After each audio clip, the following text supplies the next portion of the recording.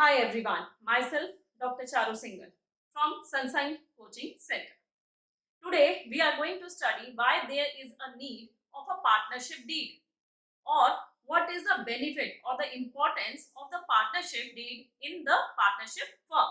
So the question is being why there is a need of partnership deed.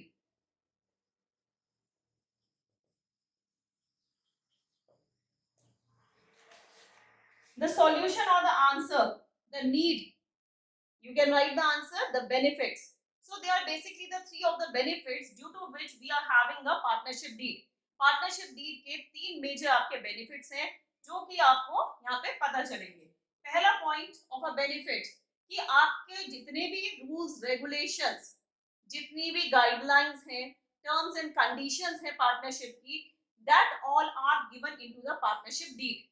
So, पहला point क्या है? It is being need by there is a need of the partnership deed that it gives rules and regulations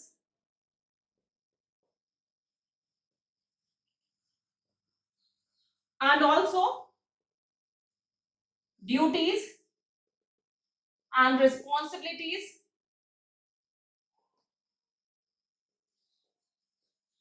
of partners. These all are given in the partnership deed. Partnership deed एक ऐसा document है. देखिए पहले तो क्या था, हमने पहले पढ़ा था पार्टनरशिप डीड क्या होता है. तो पार्टनरशिप डीड क्या था हमारा? A written document that carry all the rules and regulations related to the partnership firm in writing. Written document है, ये लिखा हुआ है और सारे पार्टनर्स इनको साइन करते हैं. दैट मीन्स सभी पार्टनर्स उसको एक्सेप्ट करते हैं. अब इस पार्टनरशिप डीड में क्या क्या चीजें होती हैं जिनके कारण हमें पार्टनरशिप बनाने का बेनिफिट मिलता है. तो पहला है कि ये इसके अंदर सारे rules regulation related to the partnership firm और duties and responsibilities of the partners, दोनों चीजें दी हुई होती हैं ड्यू टू विच इसको हमें जो भी रोल ड्यूटीज हैं पार्टनर्स की, क्या क्या काम फर्म के अंदर होना है पार्टनरशिप फर्म में, वो सब चीजें की जानकारी हमें मिलती है. Moving to the second one, दूसरा सबसे बड़ा बेनिफिट क्या हो जाता है कि अगर कोई डिस्प्यूट किसी भी पार्टनर्स के साथ में राइज हो जाते हैं, कैसा भी डिस्प्यूट है, अगर हमारे पास पार्टनरशिप डीड है तो हमारे पास कैसा भी डिस्प्यूट हो, चाहे पार्टनर्स के साथ में हो चाहे किसी आउटसाइडर के साथ में हो, उनके साथ कैसे डील करना है वो सारी इंफॉर्मेशन भी अवेलेबल होती है. So at the time of a dispute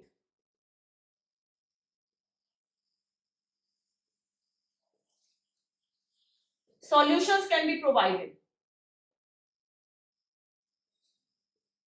okay क्योंकि जो भी आपका डिस्प्यूट है, कोई भी आपकी प्रॉब्लम है, वो सारों के जो भी सॉल्यूशंस निकलते हैं या आउटकम निकल के आता है, वो सबका सब आपका किसमें दिया होता है? पार्टनरशिप डीड में दिया होता है. थर्ड, अगर आपकी पार्टनरशिप डीड जो है वो ओरल है, रिटर्न में नहीं दी हुई है, it is not given into a written form, या किसी कंपनी के पास अपनी पार्टनरशिप डीड नहीं है, then they have to follow the Indian partnership act. यानी जब पार्टनरशिप डीड नहीं है तो ओरल एग्रीमेंट हो गया. ओरल एग्रीमेंट में मैंने आपको पहले भी बताया था कि क्या बेनिफिट होता है कि हम इंडियन पार्टनरशिप एक्ट को यहाँ पे अप्लाई करते हैं. ठीक है, तो इन condition when partnership deed is not given, partnership deed is not given, यहाँ पे दे ही रखा है partnership deed, then provisions of Indian partnership act 1932 apply होगा. आईपीए मींस क्या होता है हमारा? Indian partnership act. Okay, so जो भी हमारा ओरल एग्रीमेंट हो गया या जहां पे भी हमारे पास रिटन एग्रीमेंट यानी कि पार्टनरशिप डीड अवेलेबल नहीं है, उन कंडीशंस में हम क्या करेंगे? इंडियन पार्टनरशिप एक्ट 1932 को अप्लाई करेंगे. और इसके प्रोविजंस मैं पहले आपके साथ डिस्कस कर चुकी हूँ. मेजरली यहाँ पे 6 हमारे प्रोविजंस होते हैं. पहला हमारा हो जाता है distribution of the profit and losses equal हो जाता है. सेकंड हमारे पास क्या था कि यहाँ पे कोई रेम्यूनरेशन, कोई सैलरी पे नहीं की जाती है पार्टनर को. थर्ड वन हमारा हो जाता है interest on capital is not going to be paid to the partner. Interest कोई भी कैपिटल पे पार्टनर को पार्टनरशिप फर्म पे नहीं करेगी। देन इसके बाद क्या जाता है हमारे पास, फोर्थ वन, आपका इंटरेस्ट ऑन ड्रॉइंग भी चार्ज नहीं कर सकती है पार्टनरशिप फर्म।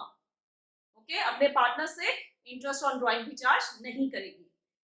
फिफ्थ वन, आपका अगर किसी पार्टनर ने पार्टनरशिप फर्म को लोन दे रखा है तो उसके ऊपर सिर्फ 6% पर एनएम के रेट से ही इंटरेस्ट चार्ज किया जाएगा, सॉरी पे किया जाएगा to the partner, rest anything else is not going to be paid.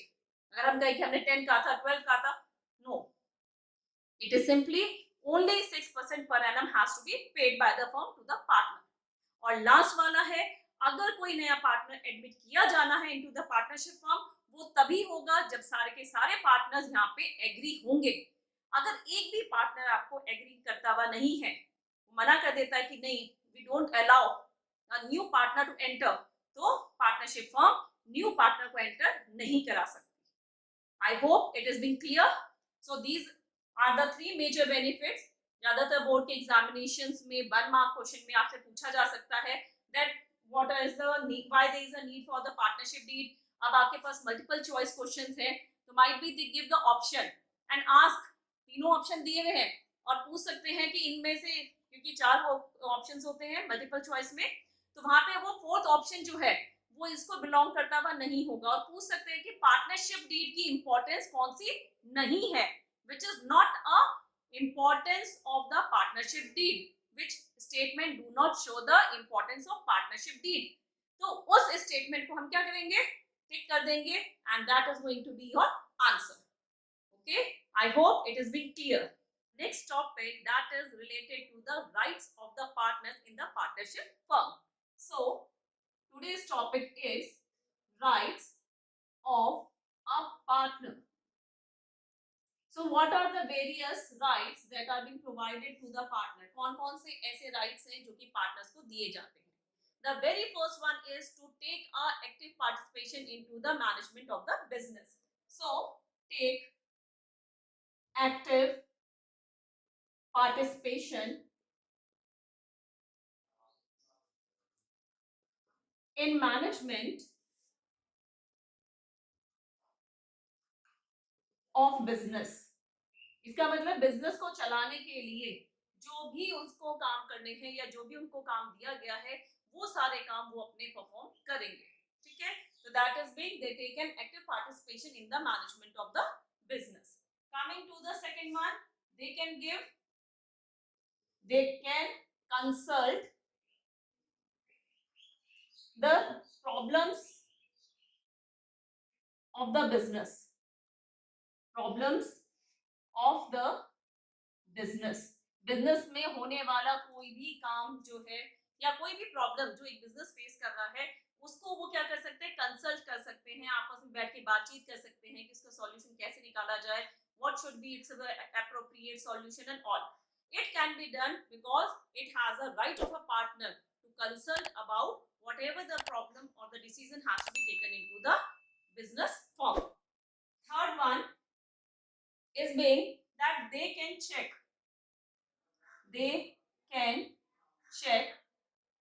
books of accounts। Books of accounts का मतलब यहाँ क्या हो गया है कि जो भी बुक्स ऑफ अकाउंट्स मेंटेन की जा रही है, उसका प्रॉफिट एंड लॉस अकाउंट हो गया है या बैलेंस शीट प्रिपेयर की जा रही है, कोई भी चीज जिसके अंदर कोई भी फाइनेंशियल डेटा बिजनेस का रिकॉर्ड किया जा रहा है, वो सारे के सारे रिकॉर्ड्स जो हैं पार्टनर्स कोई भी जाके कभी भी चेक कर सकता है। कोई डिनाई नहीं कर सकता कि अकाउंटेंट कहे कि नहीं sir, you are being a partner, you are a partner A, so we can't give you the responsibility to check the books of accounts। No, if he is a partner, he has a right to check the books of accounts। Moving ahead to the fourth one, the fourth one is being that they have to share profits in agreed ratio। जो भी उन्होंने पहले से business शुरू करते हुए जो भी उन्होंने अपना रेशो डिसाइड किया है या चेंज किया है, उस रेशो के अकॉर्डिंग यहाँ पे वो आपस में अपने प्रॉफिट्स को डिस्ट्रीब्यूट करेंगे। ठीक है, then fifth one, if any of a partner has given a loan to the partnership firm, तो उसके ऊपर उसे जो भी उन्होंने agreed percentage of a rate of interest है वो प्रोवाइड करेंगे। अगर ये ओरल पार्टनरशिप है then they give 6% per annum rate of interest on that loan. So on loan by partner to firm, interest will be will be given as per partnership deed. जो भी partnership deed में terms and conditions हैं उसके according जो भी उनका rate of interest set हुआ वो वाला दिया जाएगा। और it could be 6% per annum in oral partnership. If the partnership is being on the oral grounds या उनका एग्रीमेंट जो है वो ओरल बेसिस पे है तो इंडियन पार्टनरशिप एक्ट 1932 उनको अलाउ करता है ओनली 6% पर एनम के रेट ऑफ इंटरेस्ट पे ही इंटरेस्ट ऑन लोन प्रोवाइड किया जाएगा, नॉट मोर और less than that. Then we are having the sixth one, any decision which is in the favour of the firm can be taken up by the partner. Any decision in favor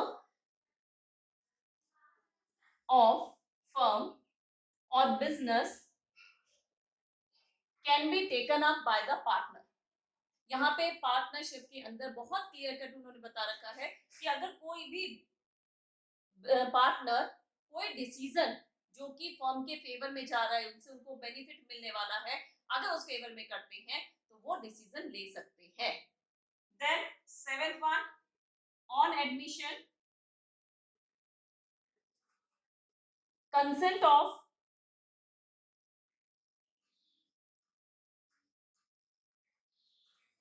consent of all partners is necessary। That means over here अगर एक partner भी मना कर देता है कि नया partner नहीं आएगा in a partnership firm, they cannot bring a new partner without the all partners agree for it। सारे पार्टनर जब तक तैयार नहीं होंगे तब तक आपका नया पार्टनर कभी भी एंटर नहीं कर सकता है इनटू द पार्टनरशिप फर्म। अगर पार्टनरशिप डीड में दे रखे हैं टर्म्स एंड कंडीशन तो हम बिल्कुल स्ट्रेट फॉरवर्डली पार्टनरशिप डीड की जो भी टर्म्स एंड कंडीशंस हैं उनको फॉलो करते हुए new appointment of a partner, retirement और what should be done at the time of the death of the partner, वो सारे टर्म्स एंड कंडीशंस फॉलो करते हैं। बट जब हमारे पास रिटन एग्रीमेंट नहीं है तो हमें according to the Indian partnership act 1932 work करना है, तो हमें इन सब चीजों का ध्यान रखना होता है। Next one is, next and the last one, eight the time of a retirement, on retirement prior notice should be given। If any of a partner wants to leave the firm, want to retire from the firm, firm छोड़ के जाना चाहता है या firm से retire होना चाहता है तो उसको पहले से इन्फॉर्म करना होगा, prior notice देना होगा। Prior notice should be given। So over here we are having total of the 8 of the points of the rights of the partners। सबसे पहला क्या था, टेक एक्टिव पार्टिसिपेशन। सारे पार्टनर्स जो होंगे मिलके एक्टिवली पार्टिसिपेट करेंगे और अपने बिजनेस को रन करेंगे, या जो भी उनके बीच में ड्यूटीज रोल वगैरह डिसाइड किए गए हैं उनको दिए गए हैं वो अपना काम उसके अकॉर्डिंग परफॉर्म करेंगे। Second one, they can consult the problems of the business. Business के अंदर कोई भी प्रॉब्लम है, कोई भी काम है, सब मिलजुल के उसको सॉर्ट आउट करेंगे। Third one, they can check the books of accounts. वो कोई भी पार्टनर कभी भी जा करके बुक ऑफ अकाउंट्स को चेक कर सकता है कि हमारी फर्म कितना प्रॉफिट अर्न कर रही है, कहाँ पे कितना खर्चा हो रहा है, उनको कोई भी मना नहीं कर सकता कि आप इसको चेक नहीं करेंगे। नेक्स्ट आ जाता है, they have to share profits in the agreed ratio. यहाँ पे पहले से डिसाइडेड होता है इन द पार्टनरशिप फर्म जो भी प्रॉफिट अर्न किया जाएगा वो पहले से डिसाइडेड होता है किस प्रपोर्शन में डिस्ट्रीब्यूट किया जाएगा। Then on loan by partner to the firm, अगर कोई पार्टनर फर्म को लोन देता है, अपनी फर्म को लोन देता है, तो उस केस में अगर पार्टनरशिप डीड है तो उसके अकॉर्डिंग हम रेट ऑफ इंटरेस्ट पे करेंगे, नहीं है तो उस कंडीशन में हम क्या करेंगे, 6% पर एनम के रेट ऑफ इंटरेस्ट से पेमेंट करेंगे। Next one is any decision in favour of the business, जो होगा वो कोई भी पार्टनर ले सकता है। कोई भी पार्टनर जो भी डिसीजन फर्म के बेनिफिट में है, जिससे प्रॉफिट ज्यादा अर्न किया जा सकता है, ज्यादा बेनिफिट अर्न किया जा सकता है, उसके फेवर में ले रहा है तो वो ले सकता है। उसके बाद on admission consent of all partner is necessary. Admission के टाइम पे सभी पार्टनर्स का कंसेंट, यानी कि सभी पार्टनर तैयार होने चाहिए कि नया पार्टनर हमारे पार्टनरशिप फॉर्म में आएगा। ठीक है। एंड लास्ट वन है रिटायरमेंट, की प्योर नोटिस दिया जाएगा कि मुझे अपनी फॉर्म को छोड़ के जाना, रिटायरमेंट चाहिए मुझे, तो उसके लिए प्योर नोटिस दीजिए और उसके बाद आप रिटायरमेंट ले सकते हैं। तो these are some of the rights of the partner in the partnership form. Hope आपको ये सब समझ में आया होगा। If you like this video, please follow, like and subscribe it. Thank you.